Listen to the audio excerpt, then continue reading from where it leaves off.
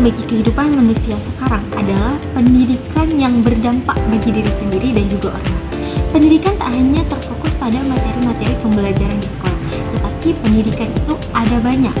Ada pendidikan karakter dan ada pendidikan akademik. Pendidikan karakter adalah pembinaan jati diri seorang anak dari sejak dini agar membentuk akhlak yang mulia, bermoral dan berkarakter yang baik untuk masa depan. Sedangkan pendidikan akademik itu juga perlu karena kita hidup di zaman yang banyak mengalami perubahan, dan perubahan tersebut dapat kita hadapi dengan adanya pendidikan akademik pada diri kita. Yang pendidikan akademik tersebut tidak hanya berfokus pada pembelajaran materi, tapi juga membantu kita untuk berpikir kritis, yang mana dengan pendidikan sendiri itu dapat membawa diri kita sendiri secara pribadi yang membawa perubahan dan perbaikan di era ini. Penjelasan saya di sini sesuai dengan salah satu aliran filsafat yaitu rekonstruksionisme. Pada aliran ini, pendidikan dipandang sebagai sarana untuk membentuk karakter, membentuk cara berpikir yang kritis, dan pendidikan sendiri dipandang sebagai sarana untuk membawa perbaikan dan perubahan pada masyarakat. Aliran rekonstruksionisme ini dicetuskan oleh tokoh yang bernama George Escorts dan Theodore Bradley.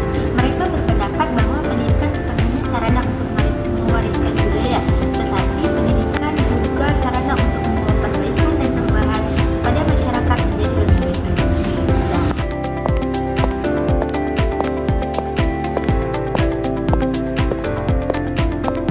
Contoh kasus nyata ketimpangan pendidikan pada sekarang ini adalah penggunaan teknologi yang berlebihan di jenjang masih sekolah SD, SMP, bahkan SMA.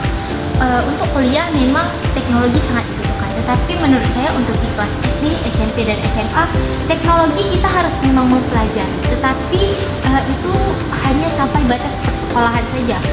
Untuk di rumah, itu lebih baik para guru tidak memberikan tugas secara teknologi kepada anak murid. Karena tidak semua murid memiliki akses digital dan komputer yang memadai untuk di rumah masing-masing. Karena ada sebagian murid di sekolahan negeri itu dari ekonomi yang rendah. Mungkin jika sewaktu-waktu mereka bisa meminjamkan seperti contoh HP atau laptop kepada para teman-temannya.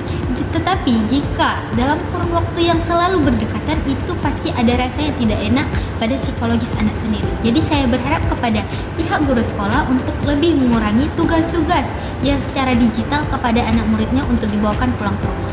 Berbeda halnya jika tugas teknologi tersebut diberikan di sekolah, karena sekolah bisa memadai fasilitas-fasilitas teknologi dan digital tersebut kepada setiap siswa. Tetapi jika sudah di rumah, sebagian orang tua tidak bisa memberikan fasilitas teknologi tersebut karena ada keluarga dari kalangan rendah atau ekonomi yang rendah.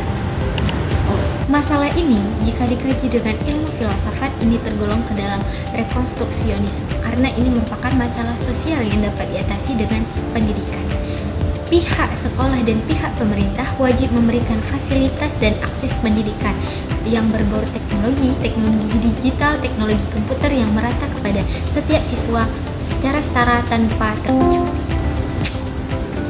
Filsafat sangat relevan di era ini karena banyak orang sekarang tidak mau bertanya atau berpikir secara kritis lagi terhadap masalah-masalah yang kita alami sekarang. Mereka lebih mendahulukan bertanya kepada AI atau asisten intelligence agar tidak terlibat.